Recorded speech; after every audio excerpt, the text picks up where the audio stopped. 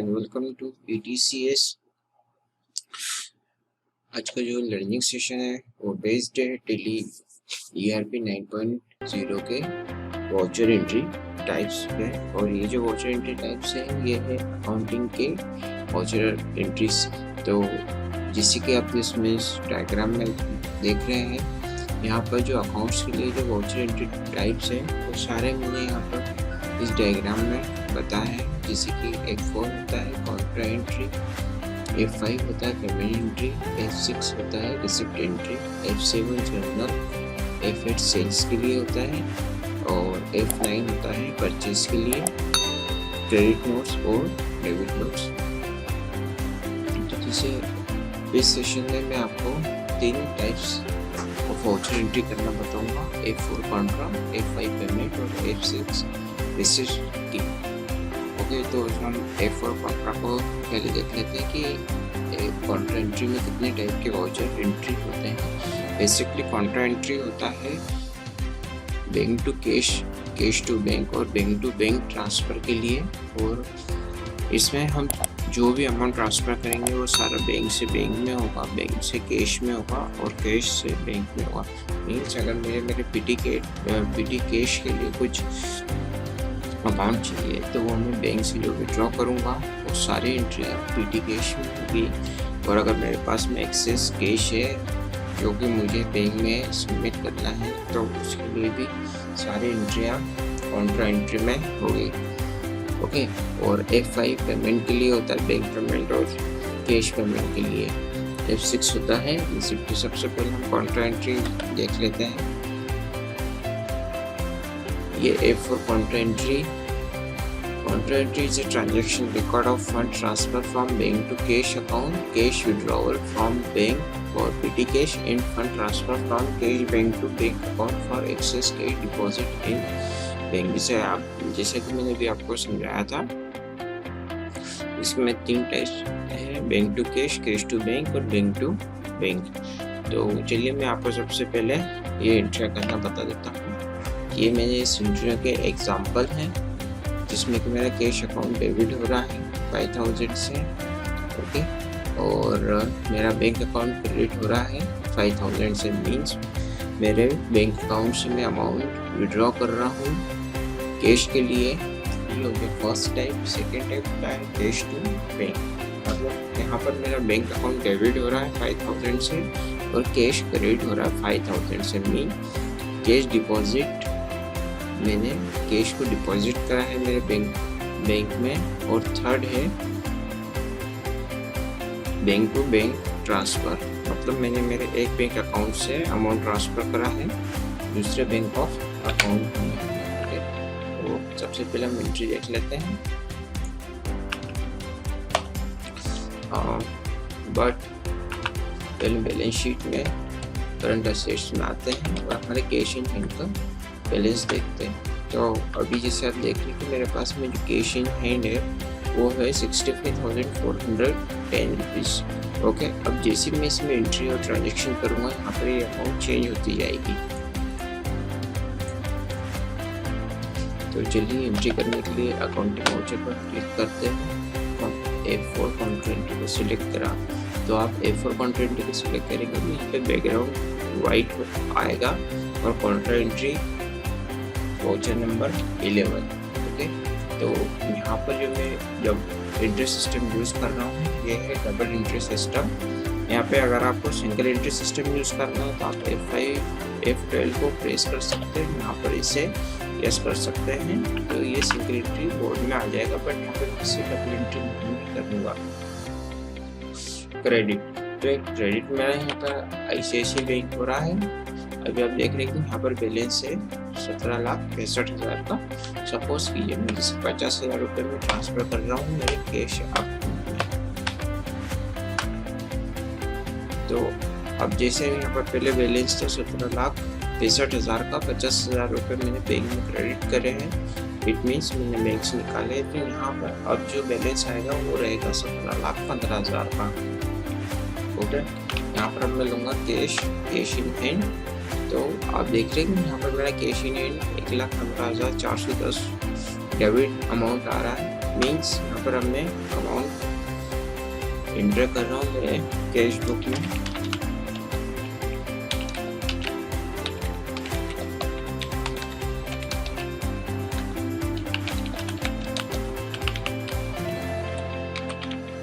Narration में हम mention करेंगे कि हमने पेमेंट कब निकाला है, और अगर हमें डेट चेंज करनी है तो F2 पे क्लिक करके यहाँ पर हम डेट चेंज कर सकते हैं। बट एजुकेशनल मोड है तो इसमें डेट चेंज नहीं होती। 2020। अब इस एंट्री को मैंने सेव करा। अब आप देख रहे हैं कि यहाँ पे जो क्लोजिंग बैलेंस है कैश बुक का वो हो गया है 1,15,410 का। मतलब यहाँ पर हमने अमाउंट को रिसीव करा है हमारे कैश इन हैंड में, और अब हमारे पास में अपना बैलेंस बचा हुआ। तो फ्रेंड्स, ये फर्स्ट टाइप था कॉन्ट्रा एंट्री का कैश टू बैंक। सेकेंड है कैश टू बैंक। मीन्स अगर मेरे पास में कुछ एक्सेस कैश है और अब उसे मुझे बैंक में डिपॉजिट करना है, तो ये अब वो एंट्री का टाइप होगा। अगेन इसके लिए हम कॉन्ट्रा एंट्री सिलेक्ट करेंगे, बट सबसे पहले अब जो क्रेडिट आइटम होगा वो होगा हमारा कैश है। सपोज कि जैसे कि मैं 1 लाख रुपए सबमिट कर रहा हूँ ICICI बैंक में, तो अब मेरे पास में कैश ही नहीं है, तो बता रहा है 1,05,410 का।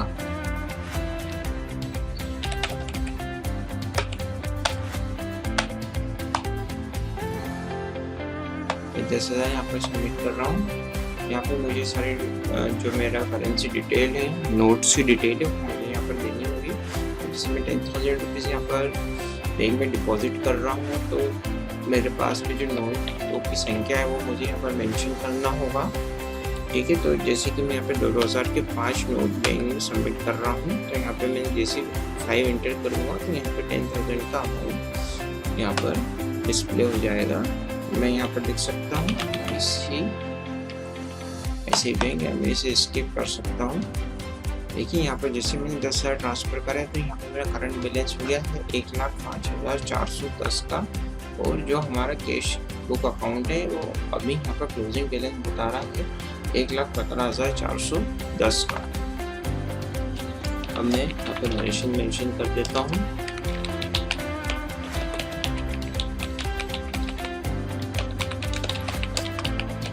Being amount deposit in the bank, okay, enter my entry accept। अब यहाँ पर हम चेंजेस देख लेते हैं कैश बुक में। अभी देखिए 50,000 का मैंने एक कॉन्ट्रा एंट्री ट्रांसफर करी थी बैंक से कैश में, और 10,000 रुपीज़ मैंने अगेन वापस बैंक में सबमिट कर दी है। तो अब जो मेरे पास में क्लोजिंग बैलेंस बचा है वो बचा है 1,05,410 रुपये। कॉन्ट्रा एंट्री का थर्ड जो टाइप है वो है बैंक टू बैंक ट्रांसफर। अब जैसे कि मेरा ये CC अकाउंट है ICICI बैंक का, और ये SBI एज एग्जाम्पल मेरा लोन अकाउंट का। तो अब मैं यहाँ पर कुछ अमाउंट ट्रांसफ़र कर रहा हूँ, तो ICICI बैंक से मैं 25,000 रुपये ट्रांसफ़र कर रहा हूँ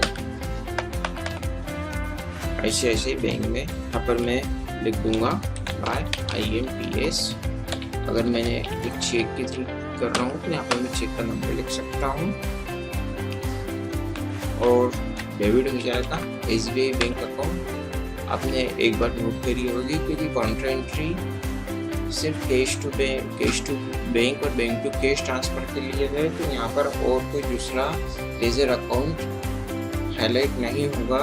सिर्फ वही अकाउंट यहाँ पर हाईलाइट होंगे जो भी बैंक या कैश से रिलेटेड GL है। ओके, तो यहाँ पर अब मैंने सेलेक्ट करा है मेरा SBI का बैंक अकाउंट। अब देखिए यहाँ पर पहले बैलेंस था 17,25,000 का, जो कि 25,000 रुपये मैंने ट्रांसफ़र कर लिए हैं मेरे स्टेट बैंक ऑफ इंडिया के CC अकाउंट में। तो यहाँ पर अब जो मेरा बैलेंस हो गया है स्टेट बैंक ऑफ इंडिया का वो हो गया 7,15,000 डेबिट।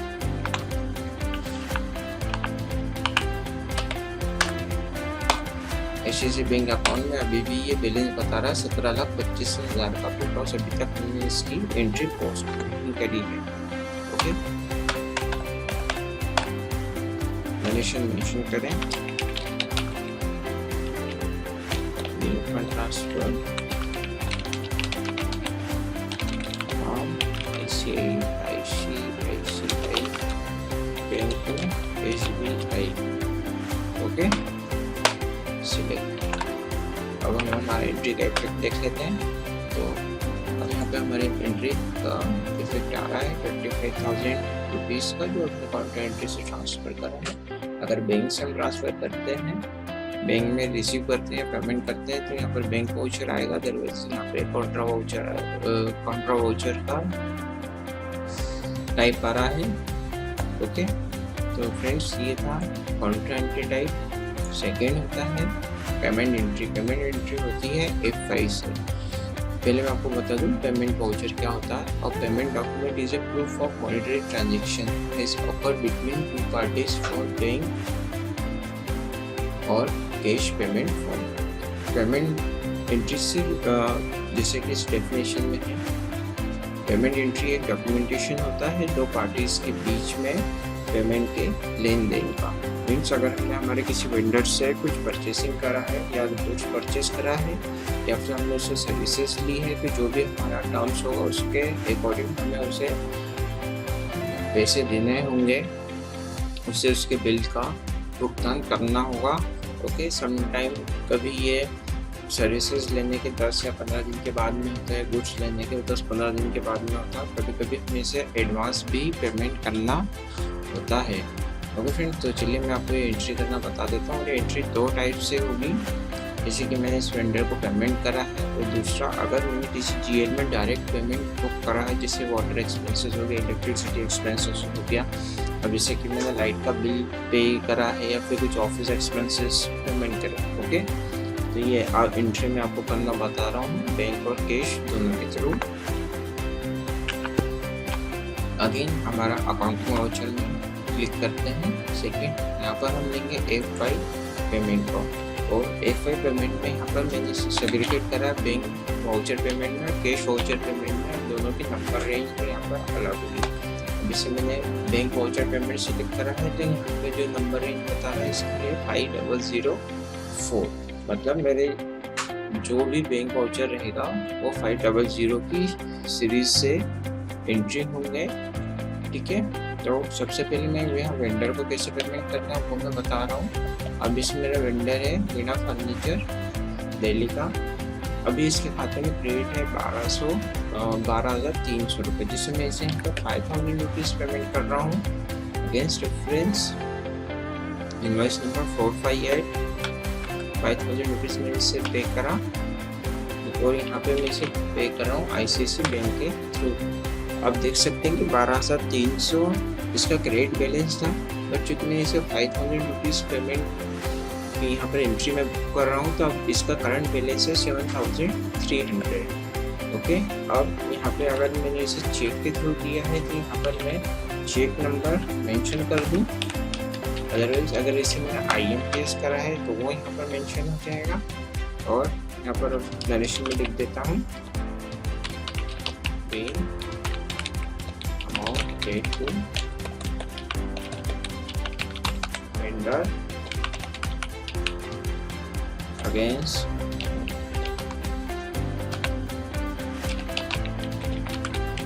Invoice number 458। अगर हमें डेट चेंज करना है तो F2 प्रेस करके यहाँ पर हम डेट चेंज कर सकते हैं। तो यहाँ पर मैंने 5,000 की पेमेंट की एंट्री करी है। अब हम इसका इफेक्ट देख लेते हैं हमारे बुक्स ऑफ अकाउंट्स में क्या हो रहा है। ठीक है, पेमेंट मैंने ICICI बैंक से करा है, तो देखिए ICICI बैंक में अभी एक फ्रेश एंट्री है, क्योंकि आप देख रहे हैं 5,004 ये वाउचर नंबर है, ये सारी काउंटर एंट्री का वाउचर नंबर है, और 5,004 जो होते हैं वो मेरा बैंक पेमेंट वाउचर का नंबर यहाँ पर डिस्प्ले हो रहा है। ये 5,000 की एंट्री भी हमने यहाँ पर बुक करी। अब जो हमारे पास में बैलेंस बचा है ICICI बैंक में, वो बचा है 16,95,000 का। तो ये एक एंट्री टाइप था जो हमने सीधे वेंडर को पेमेंट करा है। अब अगर समटाइम मुझे कुछ डायरेक्ट GL में भी पेमेंट बुक करना रहता है, जैसे कि मैंने कुछ एक्सपेंसेस करे हैं, अब देख लीजिए water charges 500, electrical expenses 500, again debit office expenses,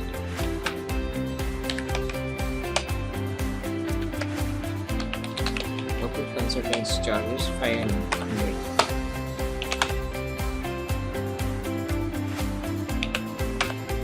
ICICI bank 2000 के नंबर मैंने ट्रांसफर करा। चेक नंबर में मेरा डालना होगा, चेक नंबर इम्पोर्टेंट चीज़ है।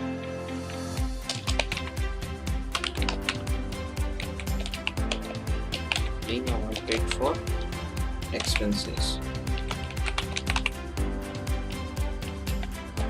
Okay, control S।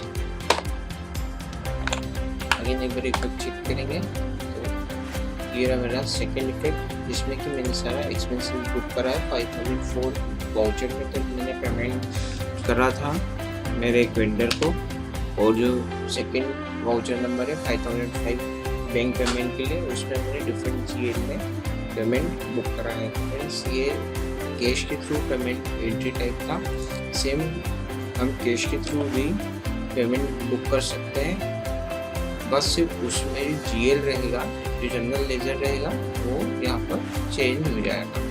ओके, तो मैं आपको कैश के थ्रू एंट्री बता देता हूँ और उसके इफेक्ट भी बता दूंगा। कैशिंग अभी हमारे पास में है 1,05,410 रुपये का डेबिट अमाउंट, मतलब इतना अभी कैश हमारे पास में है, हम और इसे यूटिलाइज कर सकते हैं। एक बार ध्यान रखिए कि बैंक का जो अमाउंट रहता है वो एक बार क्रेडिट हो सकता है CC लिमिट का, बट कैश अब कभी भी क्रेडिट नहीं होगी। आपको आपकी कैश बुक को हमेशा डेबिट बैलेंस पर ही रखना होगा, जैसे कि यहाँ पर शो हो रहा है। इट मीन्स अगर यहाँ पे क्रेडिट हो गया तो ये नेगेटिव बैलेंस शो करेगा। अगर आपके पास में 1000 रुपीज़ है तो 1000 रुपीज़ कैश में एक्सपेंसेस कर सकते हैं आप। 1500 या 2000 रुपये 1000 रुपीज़ होते हुए एक्सपेंसेस नहीं कर सकते। तो अगर आप ऐसा करते तो ये यहाँ पे रेट क्रेडिट में हाईलाइट होगा। ओके, तो मैं अब आपको कैश पेमेंट एंट्री करना बता देता हूँ। अगेन वाउचर एंट्री पे क्लिक करेंगे F5 पेमेंट पे और यहाँ पर कैश वाउचर सेलेक्ट करेंगे। अब आप देखें कि ऊपर रेड में यहाँ पर कैश वाउचर हाईलाइट कर रहा है और नंबर है 6003। बैंक का जो मेरा नंबर रेंज था वो था 500 से, और कैश वाउचर एंट्री का जो मेरा नंबर रेंज है वो है 6003 से।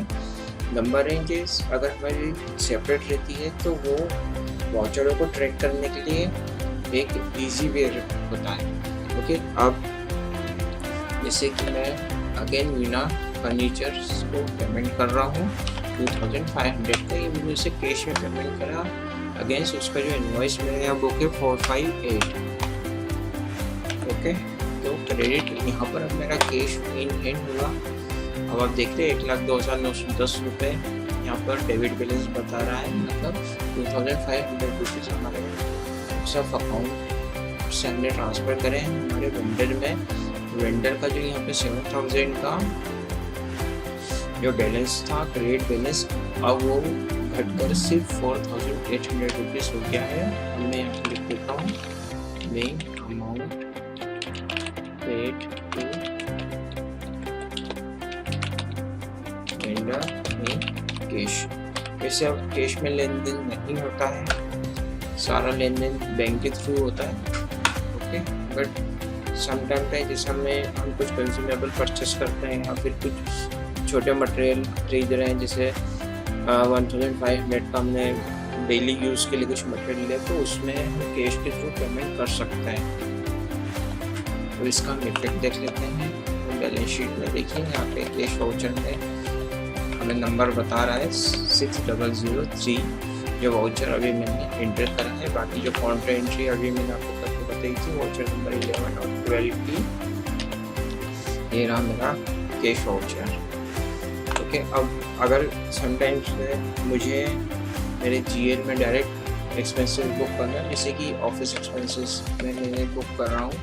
आज मैंने ऑफिस एक्सपेंसेस के लिए 1500 का कंज्यूमेबल मटेरियल लिया है। ओके, ये हो गया। और जैसे मैंने फ्रेट पे करा है 250 रुपये का, वो मैंने मेरे कैश इन हैंड से करा है। तो यहाँ पर जो मेरे जो लेज़र है दोनों एक्सपेंसेस के वो डेबिट होंगे और मेरा कैश इन हैंड का जो लेज़र रहेगा वो यहाँ पर क्रेडिट हो जाएगा। अब यहाँ पर मैं नीचे नरेशन लिख रहा हूँ, amount paid for office expenses and trade charges, material for vendor, जो भी हमारा वेंडर है उसका डिस्क्रिप्शन हम यहाँ लिख देंगे और अगेंस्ट इनवॉइस नंबर। तो इससे एक यहाँ पर नोट हो जाता है कि हमने जो फ्रेट पे करा है वो किस लिए करा है और किस वेंडर के इनवॉइस के अगेंस्ट में हमने पेमेंट बुक करा। ओके, एक्सेप्ट करते हैं, इफेक्ट देखते हैं। इफेक्ट आप देख रहे हैं कि 6004 नंबर का एक वाउचर नंबर अगेन यहाँ पर एंट्री हुआ है 1750 का, और ये 2 लाइन आइटम में हुआ है जिसमें मैंने 2 एक्सपेंसेस बुक करे हैं, पहला ऑफिस एक्सपेंसेस के लिए, दूसरा फ्रेट एक्सपेंसेस के लिए। अब जो मेरा कैश का बैलेंस है वो बचा है 1,01,160 रुपये का। और कैश वाउचर में यहाँ पर मैं अगर मेरे आप देख रहे हैं यहाँ पर मुझे कैश वाउचर पेमेंट में एक भी क्रेडिट सेक्शन डेबिट सेक्शन में एक भी बैंक का जीएल यहाँ पर शो नहीं हो रहा है। ओके, मतलब बैंक के जीएल कहाँ शो होंगे? क्रेडिट साइड, डेबिट साइड यहाँ पर सिर्फ जनरल लेजर और वेंडर और कस्टमर ही यहाँ पर शो हो रहे हैं। आप देख सकते हैं मैं अगर एसबीआई का मेरा जीएल सर्च करना चाहूँ तो यहाँ सर्च नहीं हो रहा, ना ही मेरा आईसीआईसीआई बैंक का अमाउंट है, आईसीआईसीआई बैंक का लेज़र यहाँ पर शो हो रहा है। आईसीआईसीआई बैंक और एसबीआई के जो लेज़र थे वो डेबिट साइड और क्रेडिट साइड कहाँ शो हो रहे थे? काउंटर एंट्री में। ओके, ठीक है। बट अगर मैं यहाँ पर इसे क्रेडिट करता हूँ, देखिए क्रेडिट साइड में आया तो यहाँ पर आईसीआईसीआई बैंक भी आ गया और मेरा यहाँ पर कैश अकाउंट भी यहाँ पर मेंशन हो जाएगा और मेरा स्टेट बैंक ऑफ इंडिया का सीसी अकाउंट भी यहाँ पर मेंशन हो रहा है। डेबिट साइड कोई भी बैंक हाईलाइट नहीं हो रहा है और ना ही यहाँ पर होगा, क्योंकि डेबिट साइड बैंक और कैश काउंटर एंट्री में हाईलाइट होता है। तो ये जो 2 टाइप्स थे, F फॉर कॉन्ट्रा और F5 फॉर पेमेंट के लिए, ये मैंने आपको बताया। और जो इस सेशन का नेक्स्ट वाउचर टाइप है वो है receipt entry. Okay, receipt entry भी सेम पेमेंट एंट्री टाइप का एक मॉनिटरी ट्रांजैक्शन का रिकॉर्ड होगा, जिसमें कि हम रिकॉर्ड करेंगे कि हमें हमारे कस्टमर से जो पेमेंट रिसिप्ट हो रहा है वो एडवांस में रिसिप्ट हो रहा है और हमने जो उससे मटेरियल बेचा है उसके अगेंस्ट, उस इनवॉइस में के अगेंस्ट हम उस कैश को रिसिप्ट कर रहे हैं। ओके, क्योंकि जब भी हम किसी कस्टमर को मटेरियल सेल करते हैं तो उस कंडीशन में कस्टमर डेबिट होता है और हमारा सेल्स अकाउंट क्रेडिट होगा। बट जब कस्टमर हमें पेमेंट करेगा तो उस कंडीशन में हमारा जो भी बैंक होगा जिसमें हम पेमेंट रिसिप्ट कर रहे हैं वो डेबिट होगा और वो कस्टमर क्रेडिट हो जाएगा। इस तरीके से वो कस्टमर सेटअप होगा। ओके, तो मैं यहाँ पर आपको एंट्री बता रहा हूँ कि हम रिसिप्ट की एंट्री कैसे करते हैं। अगेन कैश वाउचर में आएंगे और F6 को सिलेक्ट करेंगे। F6 को आपने सिलेक्ट करा, देखिए यहाँ पे रिसिप्ट वाउचर बता रहा है, वाउचर नंबर 7। अब चूँकि क्रेडिट साइड ये पहले बता रहा था, यहाँ पर हम हमारे कस्टमर को पहले सिलेक्ट करेंगे। जिसके लिए एक कस्टमर है पायनियर ट्रेडर्स दिल्ली। अब इसने मुझे 50,000 रुपये दिए हैं एडवांस। ओके, अब चूँकि मैंने इसकी कोई एंट्री इससे अभी तक मैंने कोई मटेरियल बेचा नहीं है तो अगेंस्ट रेफरेंस में कर नहीं सकता हूँ, तो मैं इसे एडवांस लेता हूँ। 50,000 रुपये उसने मुझे एडवांस दिए हैं। अब वो हो गया है क्रेडिट। आप देख सकते हैं कि यहाँ पर इसका करंट बैलेंस इंक्रीज हो गया है 50,000 से, ओके, जो कि मुझे एडवांस मिला है। अब ये अमाउंट मैंने रिसीव करा है मेरे ICICI बैंक अकाउंट में। नरेशन यहाँ पर मेंशन करनी पड़ेगी, advance amount receive from customer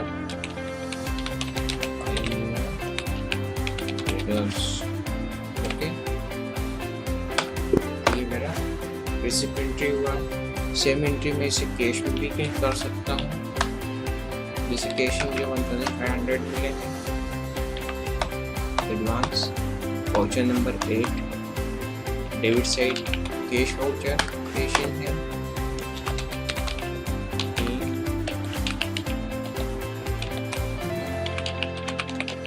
advance amount